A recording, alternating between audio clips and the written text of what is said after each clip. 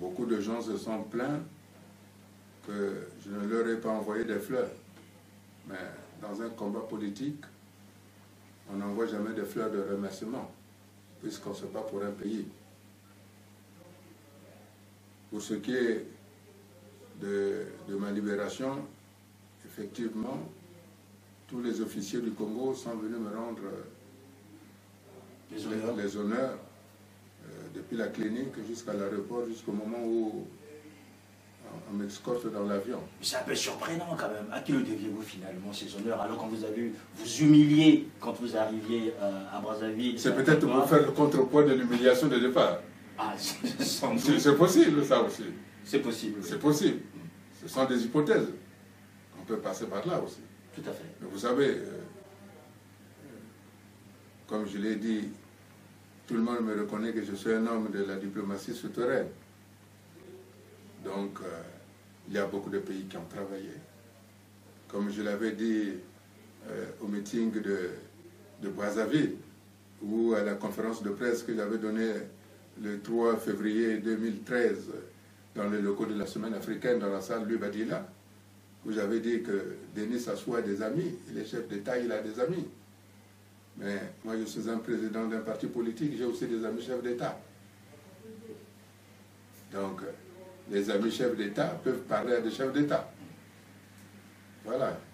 Donc, certainement, cette libération passe par là. Alors, donc, vous nous dites aujourd'hui que M. Paka, le préfet de Pointe-Noire, a fait le déplacement pour vous accompagner ou pas? M. Paka était venu me voir à la maison d'arrêt. Il est resté 3 minutes. Donc, je rappelle que M. Paka, c'est le préfet de Pointe-Noire. Il est venu me voir, il est resté 3 minutes. Il a dit, M. Boukadia, si vous voulez, comment allez-vous? Comme vous voulez. Il est reparti. Tout comme ça? Ah oui, comme ça. C'est tout. Et les autorités militaires aussi vous ont accompagné ce jour-là? Les autorités militaires, ils étaient très gentils. Ils m'ont présenté les devoirs. Et donc parmi lesquels on pouvait retrouver Ito Poto? Absolument. Mais tout le monde était là. Ils m'ont accompagné, toutes ces rêves hurlantes. Et ils m'ont présenté, d'autres officiers m'ont présenté des devoirs lorsque j'étais dans l'avion, et puis dès qu'ils sont partis, l'avion a décollé.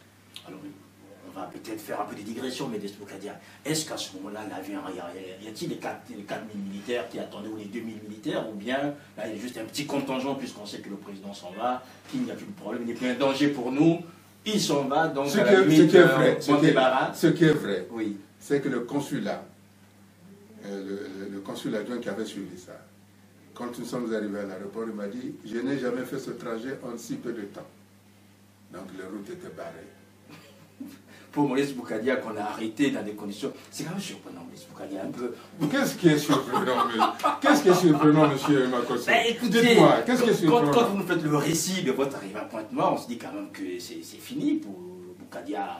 Tout a été fait. Oui, je sais qu'il y a beaucoup de gens qui voulaient que je meure en prison. Les choses ne se passent pas comme ça, monsieur Makosso.